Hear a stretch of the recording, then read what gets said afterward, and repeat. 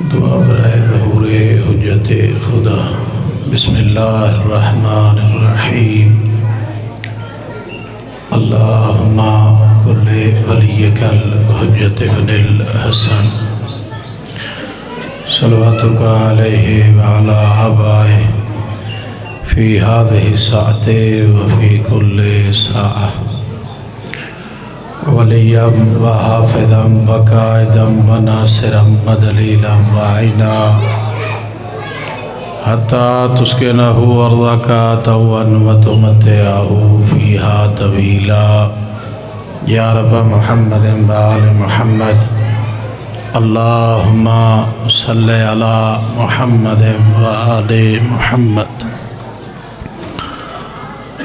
اعوذ باللہ من الشیطان الرجیم بسم اللہ الرحمن الرحیم۔ الحمد للہ الاول والآخر الباطن والظاہر وللعافین غافر وللمذنبین ساتر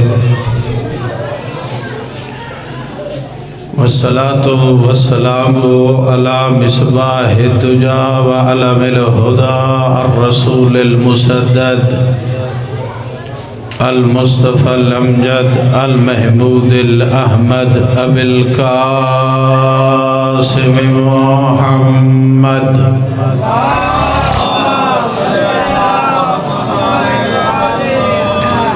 وعلى آله الطيبين الطاهرين المعصومين الذين أذهب الله عنهم الرجس وطهرهم تطهيرا۔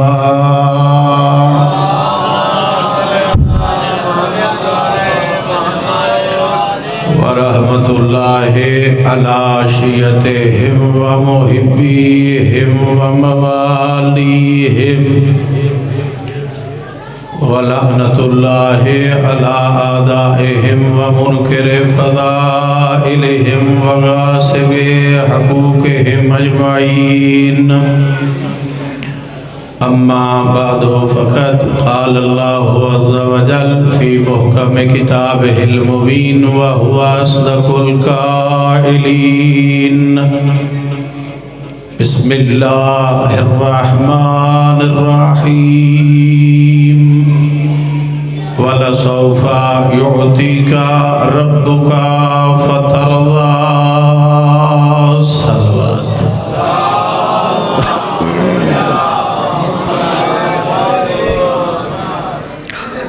واہ اللہ رب العزت مالک دو جہان لم یزل ولا یزال خالق، آپ جتنے صاحبان جتنے قدم چل کے مجلس عذاب میں پرصداری میں شریک ہوئے ہیں، حسین کا مالک اللہ آپ کے ہر قدم کو نصرت زہرا میں شمار فرمائے۔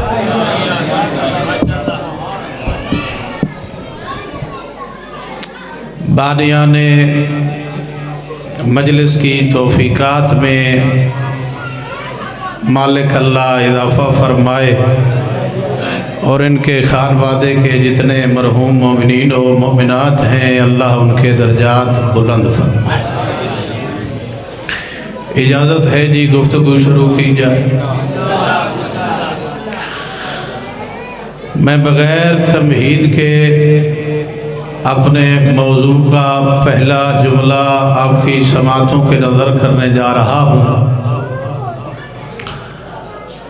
عظمت اس کی بیان کرنے جا رہا ہوں، پہلے ذاکر سے لے کر ابھی تک بیٹھا سن رہا تھا کہ جس کے موضوع کی مجلس ہے اس کے فضائل بھی کسی کو آتے ہیں یا نہیں؟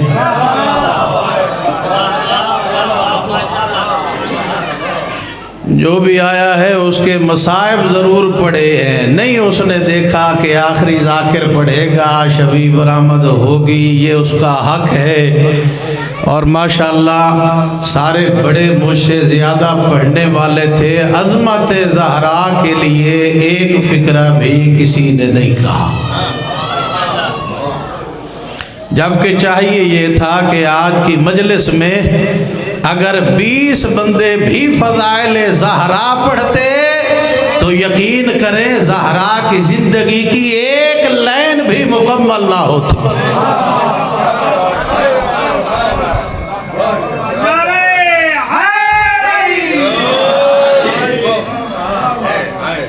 توجہ ہے جناب؟ میں نے قرآن مجید کی انتہائی مختصر سی آیت اپنے موضوع سخن کو تلاوت شرف کیا ہے۔ عزیزان، اللہ فرما رہا ہے وَلَسَوْفَ يُعْطِيكَ رَبُّكَ فَتَرْضَىٰ، میرا حبیب عن قریب ہم تمہیں وہ نعمت عطا کرنے والے ہیں کہ تیری ذات ہم سے راضی ہو جائے گی۔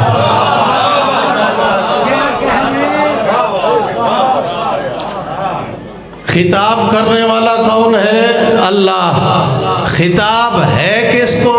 جو سردار انبیاء ہے جی۔ خطاب کرنے والے سے بھی عظیم کوئی نہیں، خطاب سننے والے سے بھی عظیم۔ خطاب کرنے والا مالک ہے، خالق ہے، رازق ہے، قادر مطلق ہے جی۔ اللہ رب العزت کی ذات خطاب کر رہی ہے، اور خطاب ہے کس کو؟ اپنے محبوب کو، اپنے حبیب کو۔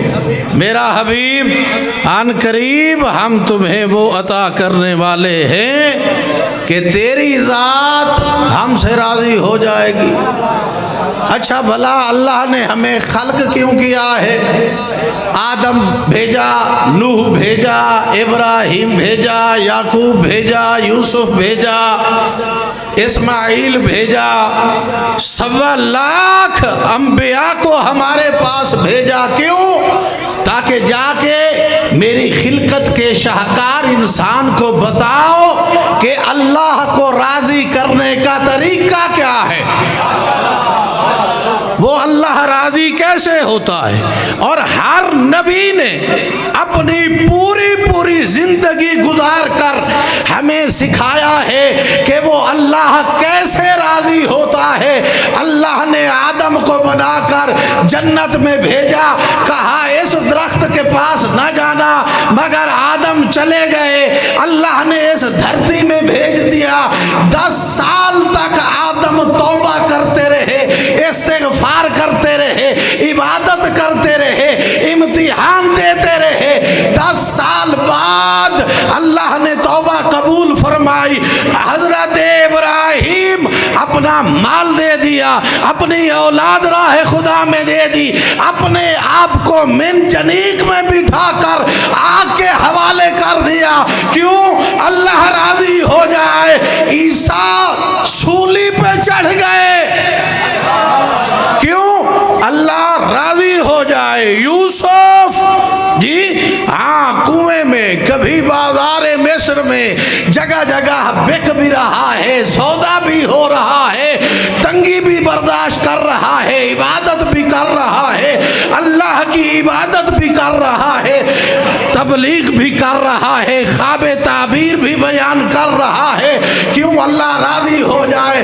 عزیزو توجہ چاہتا ہوں، آدم سے لے کر عیسیٰ تک ہر نبی عبادت کرتا رہا، امتحان دیتا رہا، ہر نبی تبلیغ کرتا رہا، ہر نبی مصیبتیں جھیلتا رہا۔ کیوں؟ اللہ راضی ہو جائے۔ کبھی یعقوب کہتے ہوئے نظر آتے ہیں، رب انی مغلوب فانتصر فإنک خیر الناصرین، مالک میں مغلوب ہوں، میری مدد فرما، مجھے کامیاب کر۔ کبھی ایوب کہتے ہوئے نظر آتے ہیں، رب انی مسانی الضر وانت ارحم الراحمین، مالک تیرے علاوہ مجھے کوئی بچا ہی نہیں سکتا۔ جو کام آدم سے لے کر عیسیٰ تک تمام انبیاء کر رہے تھے کہ مالک کی ذات راضی ہو جائے، قربان جاؤں عظمت محمد پر، انبیاء چاہتے ہیں وہ راضی ہو جائے۔ ہم چاہتے ہیں وہ راضی ہو جائے. قیامت تک آنے والی انسانیت یہی چاہتی ہے وہ راضی ہو جائے, اور وہ چاہتا ہے میرا محمد.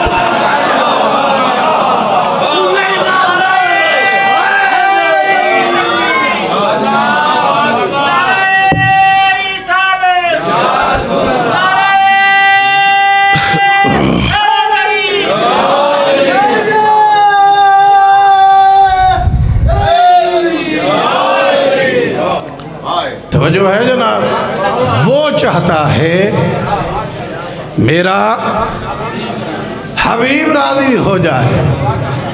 اب مجھے یہ بتائیے کہ کون سی نعمت تھی جو محمد کے پاس نہ تھی, اللہ وہ دینا چاہتا تھا. درود پڑھے محمد و آل محمد کے. بسم اللہ, تمہاری خاطر بیٹھے. کون سی نعمت محمد کے پاس نہ تھی, اللہ وہ نعمت عطا کر کے ذات محمد کو راضی کرنا چاہتا تھا, خوش کرنا چاہتا تھا. سنگ باری برداشت کرنے والا محمد آس بن وائل کے ایک جملے سے اتنی تکلیف زدہ ہوا, اللہ کی بارگاہ میں شکوہ کر ڈالا, مالک پتھر برداشت کر سکتا ہوں, سجدے کی حالت میں پشت پہ اوجھری رکھ دے برداشت کر سکتا ہوں, راستے پہ کوئی کانٹے بچھا دے برداشت کر سکتا ہوں, تیرے لیے زخم کھا کے ظالموں کو دعائیں دے سکتا ہوں چونکہ میں رحمت للعالمین ہوں, مگر جو آج آس بن وائل نے تانا دیا ہے مجھے ابتر ہونے کا, یہ برداشت نہیں کر سکتا. محمد کا یہ شکوہ کرنا تھا. اللہ کی آواز آئی, انا اعطینا کل کوثر.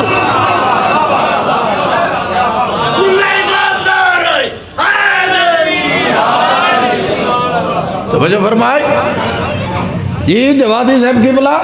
قرآن مجید کی یہ مختصر ترین سورہ ہے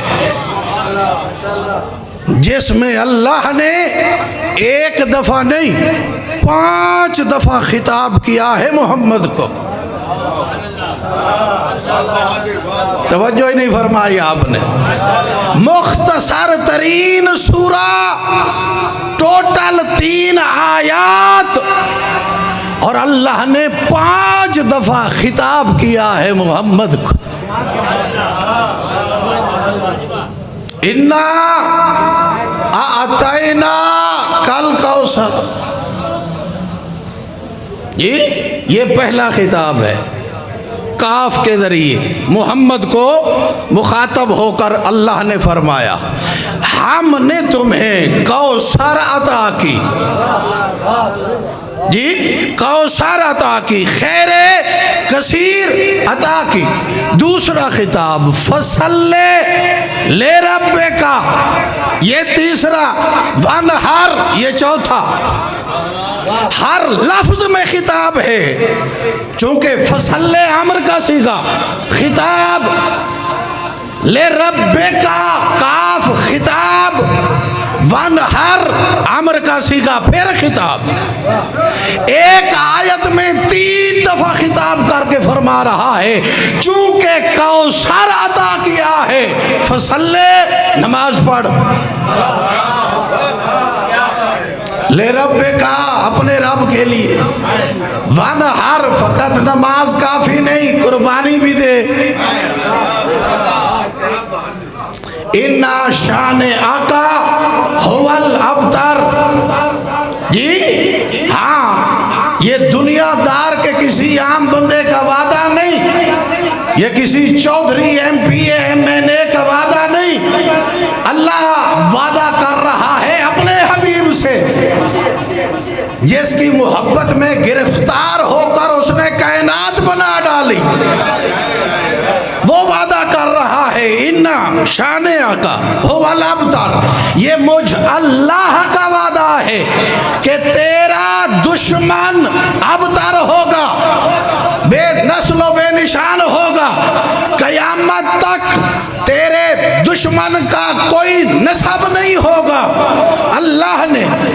جب یہ وعدہ فرمایا ہے اور تاریخ کا مطالعہ کریں ہم سب تو ہمیں نظر آتا ہے کہ سب سے پہلے جس کے تانے سے محمد دل برداشتہ ہوئے آس بن وائل، تاریخ کہتی ہے اس کی اولاد ہے، قرآن کہتا ہے وہ اب تر ہوگا، اللہ فرما رہا ہے وہ اب تر ہوگا، تاریخ کہتی ہے اس کی اولاد ہے، ابو جہل اولاد ہے، ابو لہب اولاد ہے، قرآن کہتا ہے کہ وہ اب تر ہوگا، جو دشمن رسول ہے وہ اب تر ہوگا، تاریخ کہتی ہے کہ ان کی اولاد ہے۔ میرے 8ویں تاجدار ولایت سامن الحجج حضرت امام رضا علیہ السلام نے، ایک صحابی نے سوال کیا کہ قرآن کہتا ہے تیرے نانا کا دشمن اب تر ہوگا، تاریخ کہتی ہے کہ ان کی اولاد ہے، کائنات کا جلال اکٹھا ہوا، میرے 8ویں امام کے چہرے پر آنکھیں سرخ ہوگی سامن الحجج کی دیکھ کر فرمایا قیامت آ جائے، مشرق کی بجائے مغرب سے سورج نکل آئے، قرآن کا دعویٰ سچ ہے، قرآن کا دعویٰ حق ہے، وہ کبھی تبدیل نہیں ہو سکتا، تاریخ جھوٹی ہو سکتی ہے، یہ جو میرے نانا کے دشمن ہے نا، ان کی اولاد ہے کسی اور کی، نام کسی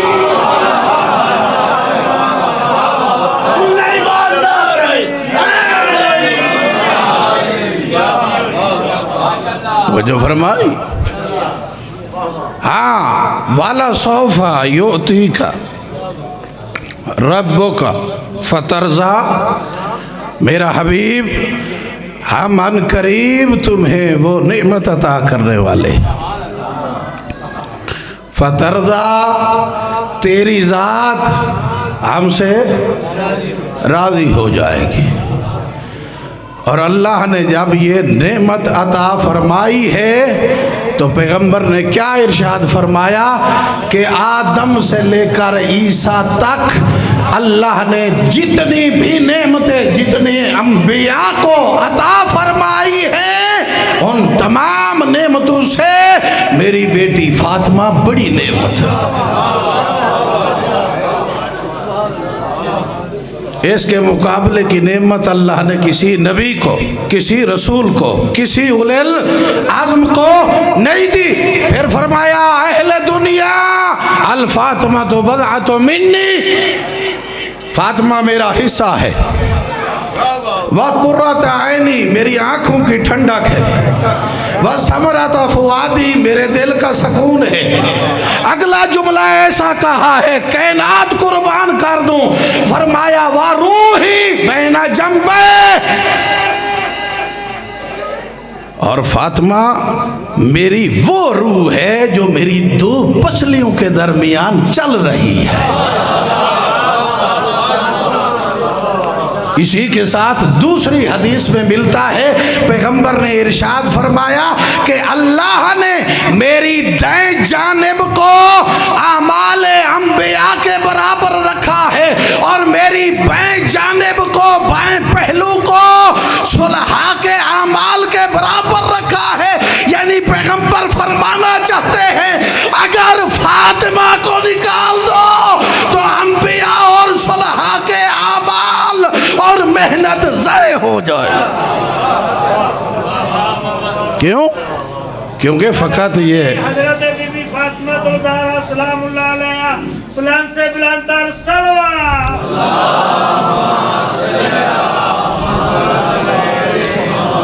کیوں ضائع ہو جائے گی؟ کیونکہ اگر فاطمہ نہ ہوتی تو دین کی بقا کے لیے اللہ کو اولاد کس نے عطا کرنی تھی؟ اگر فاطمہ کی اولاد نہ ہوتی تو دین کس نے بچانا تھا؟ اللہ نے جتنی عظمتیں عطا فرمائی تھی اتنی ہی اس امت نے دکھ دیے ہیں آل محمد کو۔ اجرکم اللہ آزادارو۔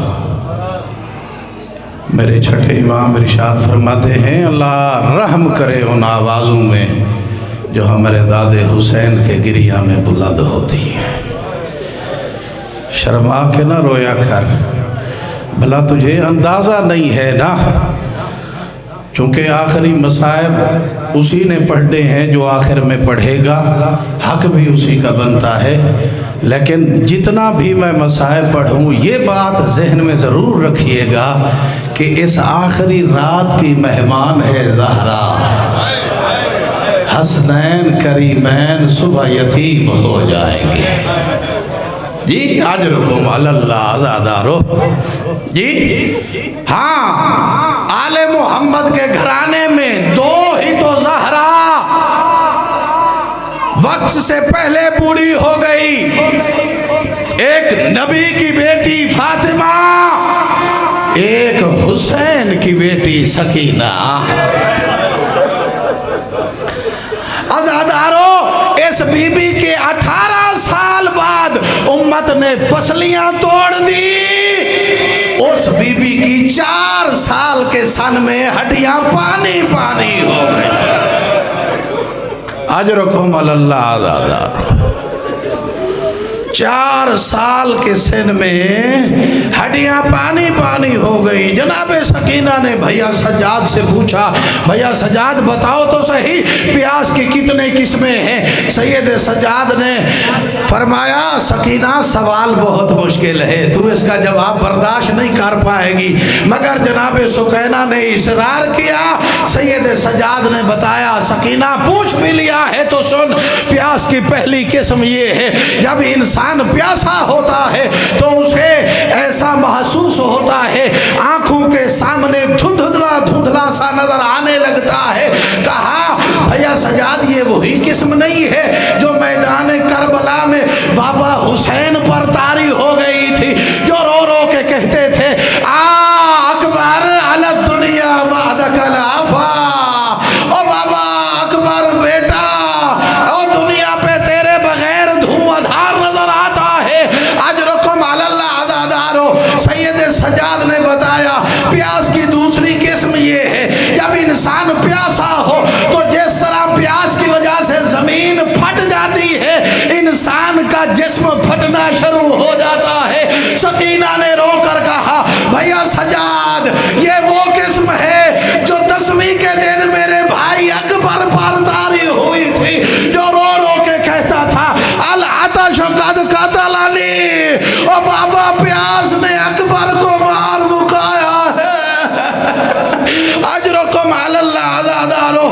سید سجاد نے بتایا سکینہ تیسری پیاس کی قسم یہ ہے کہ انسان کی زبان کام کرنا چھوڑ دیتی ہے، زبان تانوں سے چمٹ جاتی ہے۔ سکینہ نے منہ پہ ماتم کیا اور رو کر کہا آیا بھیا سجاد یہ وہ قسم ہے جو 10ویں کے دن میرے بھائی اصغر پر طاری ہو گئی تھی، ارے جو ماں کو ماں بھی نہیں کہہ سکتا تھا۔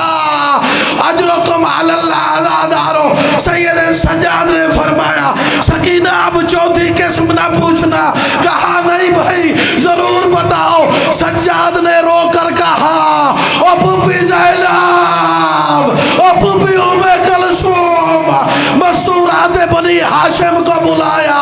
سجاد نے سب کے سامنے کہا اور چوتھی قسم یہ ہے جب شدت پیاس ہو انسان کی ہڈیاں پانی بن جاتی ہے، انسان کی ہڈیاں پانی میں تبدیل ہو جاتی ہے۔ جب سجاد نے بتایا سکینہ نے ماتم کر کے کہا ارے بھیا اور دیکھ تو صحیح سکینہ کی ہڈیاں پانی بن گئی اور سکینہ 4 سال کی عمر میں بوڑھی ہو گئی۔ وَسَيَعْلَمُ الَّذِينَ ظَلَمُوا أَيَّ مُنْقَلَبٍ